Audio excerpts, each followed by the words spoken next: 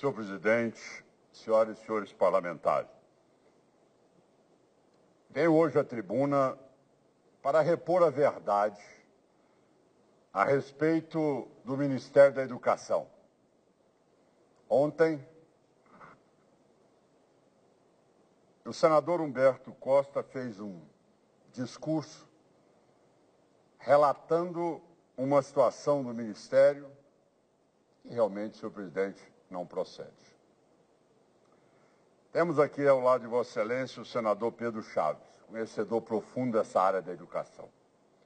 É importante que possamos mostrar ao Brasil a maneira como o ministro Mendonça Filho recebeu o Ministério.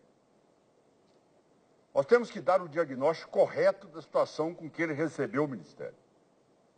O IDEB, ou seja, a avaliação feita para o ensino básico no país, ele está estagnado desde 2011, todo o período do governo do PT. O desempenho em português, matemática, é menor do que em 1997.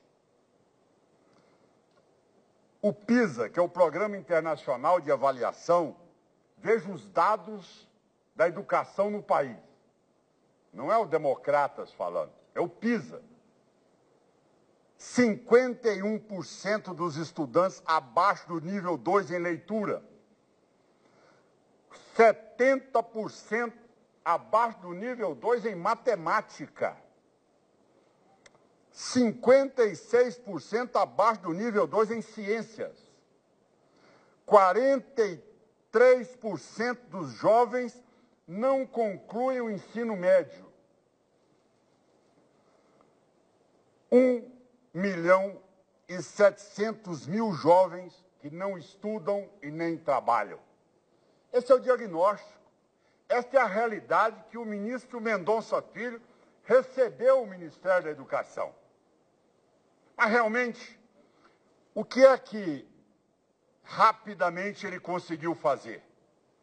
O ministro Mendonça Filho, posso dizer que ele agiu como um cidadão que recebe, um médico que recebe um paciente em parada cardíaca e ressuscita o paciente.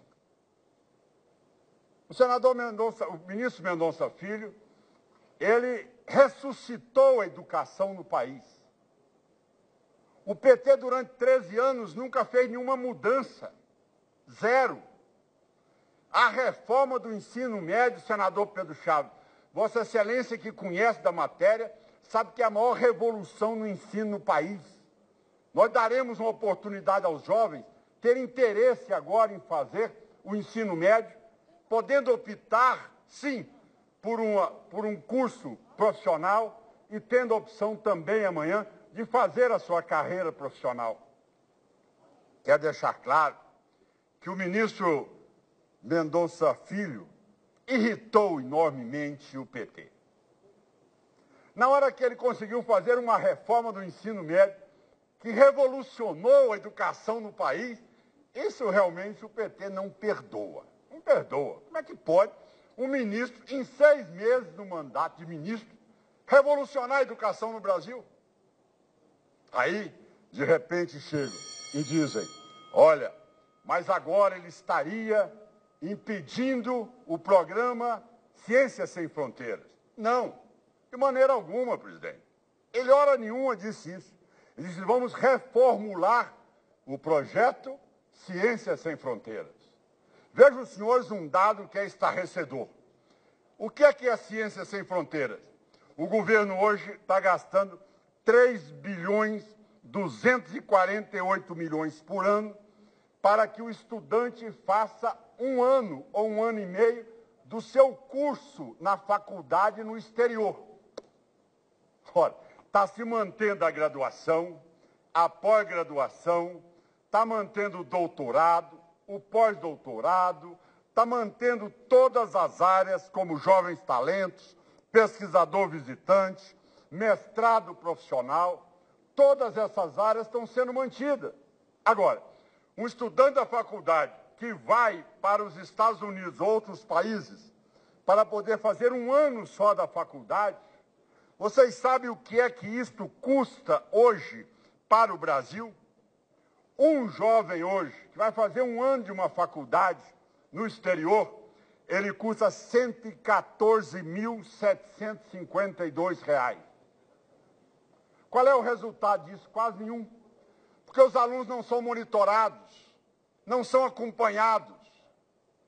Para vocês terem uma ideia, das 50 faculdades de medicina, das 50 faculdades hoje credenciadas nos Estados Unidos, apenas 3 hoje constam de um relatório que as credenciam como sendo faculdades dentro de um padrão das 50 melhores daquele país. O que nós estamos assistindo, para concluir, senhor presidente, é que nós não podemos, nesta hora, deixar de priorizar aquilo que é fundamental para a educação no país. Ou seja, é fundamental um jovem poder ir para o exterior, ele terá a mesma condição na Bolsa da CAPES, ele terá no CNPq, fazendo a área da pesquisa, na sua pós-graduação. Agora, é importante nós darmos a um jovem, no período da faculdade, a oportunidade de ficar um ano apenas, sendo que o próprio ex-ministro do PT definiu isso como sendo, muitas vezes, o que ele diz aqui, exatamente como sendo um turismo sem fronteiras. Turismo sem fronteiras, dito exatamente pelo ministro Renato Janine Ribeiro.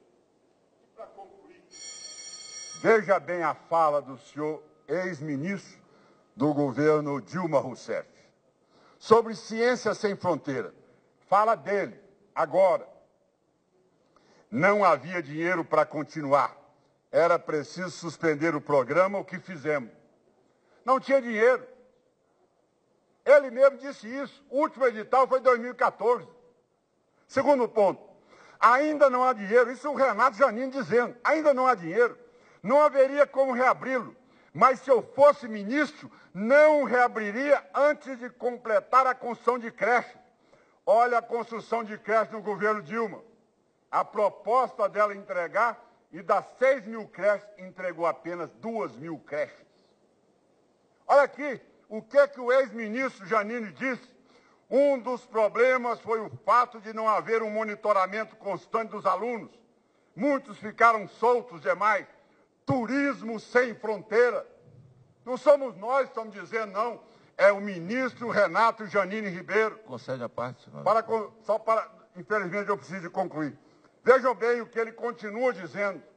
Mas nós mesmos do MEC pensávamos, é justo pagar $100.000 por aluno, quando com isso poderíamos fazer creches, que eram então uma prioridade. Se é verdade que o MEC cortou o programa para colocar o dinheiro na merenda escolar, está correto. Repito, está correto. Essas palavras não são nossas, Magno Malta.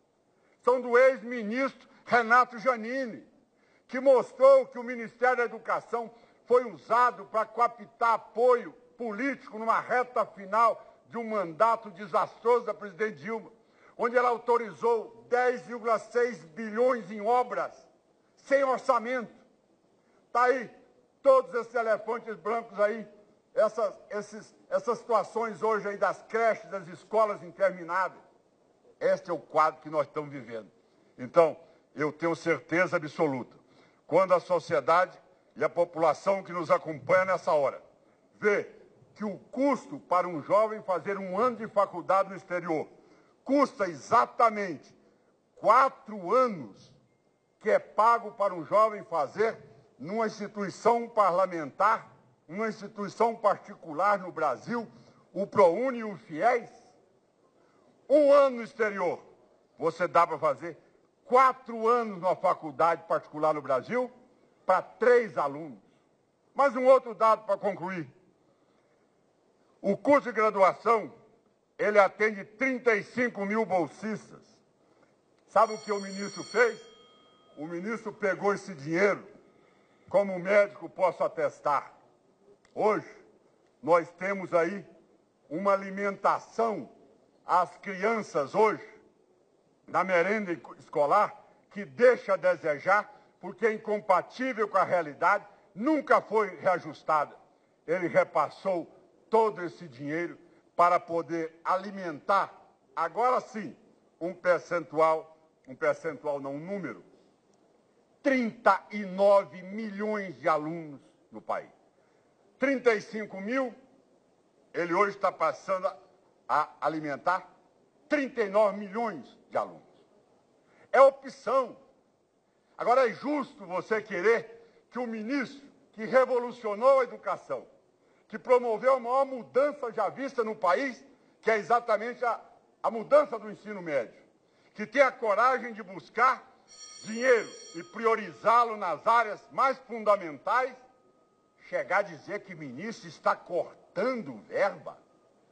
Ministro Mendonça Filho, sem dúvida nenhuma, não só ressuscitou, como revolucionou e mostrou sua competência administrativa à frente do Ministério da Educação. É um orgulho para todos nós, do Democrata. E deve deixar claro, para toda a educação brasileira hoje, ver na parte do governo, na área da educação, todo mundo respeita pela competência que tem e a capacidade de poder promover todas essas mudanças que em tão pouco tempo conseguiu alterar e colocar o Ministério da Educação como sendo um ministério não de troca de apoio político, não de troca de voto no Congresso Nacional, mas um Ministério da Educação para resgatar a educação e dar condições aos jovens, aos estudantes brasileiros, serem competitivos internacionalmente. Muito obrigado, senhor presidente, pelo tempo que me concede. Sai de uma parte, senador, na sua conclusão, eu só quero dizer que o pronunciamento de Vossa Excelência é bem-vindo para a nação de bom tom e de boa saúde. O ministro Mendonça Filho tem feito um trabalho exemplar.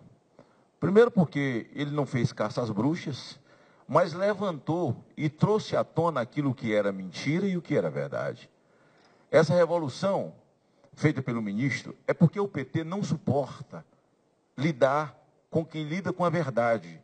E não suporta ouvir alguém dizer que fez alguma coisa em que eles insistentemente disseram que era eles. Por exemplo, eu soube agora que eles estão entrando contra a coroa portuguesa, que eles estão processando Portugal, porque está provando que foi Lula que descobriu o Brasil. Não foi Pedro Álvares Cabral. E está pedindo uma segunda indenização, porque foi Lula também que rezou a primeira missa. Então é o seguinte, eles não suportam. Semana passada eu estava viajando, parei na estrada, estou lanchando com minha esposa e 2 amigos. 2 mulheres se aproximam e dizem, nós somos do PCdoB, estamos de olho em você, de olho em mim. Por quê? Eu não represento vocês. Vocês nunca votaram em mim. Mas nós estamos de olho. Foi andando de costas, chegou na porta e disse, pessoal, olha, está envolvido em todas as delações premiadas, esse senador aí, é crime estar envolvido em delação premiada. Eu disse, você acha que você está olhando para a Jandira Fegali? É Magno Malta que está sentado aqui. Você está olhando para quem? Para Aldo Rebelo? Você está olhando para Magno Malta. Teu espelho está errado. Então eles, essa mentira comunista de você insistir que o outro é aquilo que você é que é. Então é como eles vão suportar conviver com essa verdade, dessa mudança no ensino médio, implementado por esse jovem ministro. Ontem eu vi 3 discursos cara de pau aí onde o senhor está. 3 senadores que eu só não dei o óleo de peroba por amizade. Esse governo que aí está, que já produziu 14 milhões de desempregados. Esse governo Temer pode ser o maior incompetente do mundo, mas 13, 14 milhões de desempregados é deles. Quem destruiu o Brasil foi eles. Eles começaram a falar de honra agora, como se os presos de Curitiba não tivessem nada com eles. E agora, eles se levantaram no arrobo de enfrentar a sociedade brasileira e dizer que eles são a favor, porque é maravilhoso ser, do projeto de abuso de autoridade e que eles votarão contra porque precisa permanecer o foro privilegiado. E agora estão trabalhando nos estados para que se vote na nova reforma mamãe me acode, essa reforma política, a reforma eleitoral, para que se implemente o voto de lista. E o voto de lista nada mais é do que uma caixa preta para esconder a cara suja de quem sujou a cara na corrupção e não tem coragem, não terá, de botar a cara na rua para ser confrontado com o povo. Esse é esse PT que está indo para as redes sociais tentar criminalizar uma atitude das mais positivas, das mais belas, até porque nós sabemos quem estava lá no Ministério, né, da Educação, antes do Mendonça e antes desse outro aí que fez essas afirmações que Vossa Excelência acabou de falar. O nosso ex-colega, senador aqui, que nunca deu bom dia, nunca cumprimentou ninguém, aquele que tem um rei na barriga, e que estava acertando com Delcídio a fuga do doutor Severo. Eles são engraçados. E sentar aqui e vê-los discursar, sem dúvida, de uma riqueza muito grande, que acrescenta a mim culturalmente, que não tive oportunidade para a faculdade, mas ouvir esse povo que governou o Brasil 13 anos, são meus colegas, eu amo esses colegas, oro por eles, peço a Deus para dar lucidez a eles. Mas para mim é de uma riqueza que eu nunca adquiri na escola. Nunca vi tanta cara de pau na minha vida. Eu quero agradecer ao... Permite uma parte muito curta. Eu quero agradecer ao senador Caiado pelo seu pronunciamento. Senhor presidente, seria possível ainda um pequeno parte? Sim, lógico. Senador Caiado, eu estava assistindo sua fala pela rádio a caminho daqui, e eu quero dizer que de tudo que eu vi sobre o Ciência Sem Fronteiras, é claro que precisa de reforma. E fico feliz que o ministro esteja pensando em reformar. Claro que eu gostaria que ele consultasse mais gente sobre isso. Tem que reformar. E uma das reformas é, de fato, concentrar ao máximo recursos na pós-graduação e a pós-graduação o máximo em ciência e tecnologia. O fato de gastar dinheiro com graduação, em primeiro lugar, demonstra um reconhecimento de fracasso da graduação no Brasil. Ou seja, ao criar esse programa, disse, aqui, nossa graduação está tão frágil que a gente vai mandar o menino ficar um ano lá fora.